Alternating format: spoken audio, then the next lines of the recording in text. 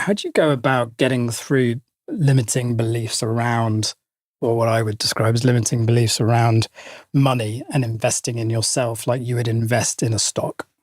Prior to joining Monumental, Pete, Tim Ferriss wrote this book, and it's a summary. He wrote to 1,000 famous people, entrepreneurs, business owners, politicians, actors in America. And he put this book together, and it's a summary of, what drives them, what books they read. And it's a snapshot. And the commonalities, and I from what I can remember, there are certain things which come up time and time again. They've all read the same books.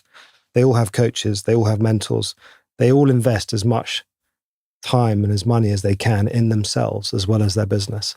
I run my own business, and it started to resonate with me. So in terms of the investment in either time or financial, I didn't feel I ever had to justify it. When you see and read about these leaders, and most of them, they're household names, I'd heard of them. You realize actually, clearly it's fundamentally important.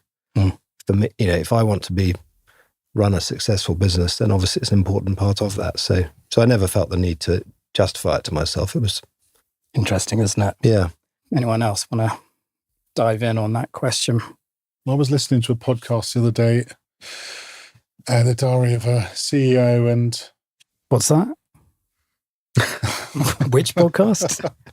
I was listening to a podcast. There are others. There are others, are there? Okay. Yeah. And the guy speaking was the world's #1 brain scanning. His first name is Doctor. There you go. Very precise. Dr. Amen.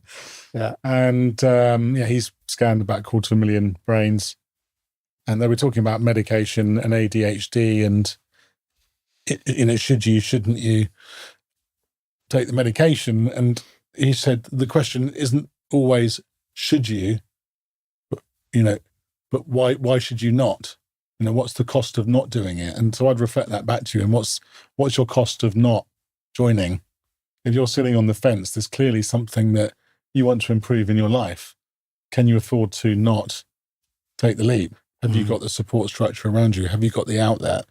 Have you got your voice in your home environment and at work? Beautifully put. And for me, that was my journey. That's from isolation to connectivity. We're in a new paradigm now, and I notice it in the collective, where we can't play small anymore. Like the women have risen up, and they're demanding of their husbands more emotional intelligence.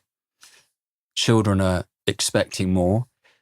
We can't be in this old mindset anymore. The planet is crying out, because we have been stuck in this mindset. We're not listening. So there's something going on in the collective. So I think it's, in answer to your question, it's the most important work we can do right now. There's not a choice. There isn't a choice.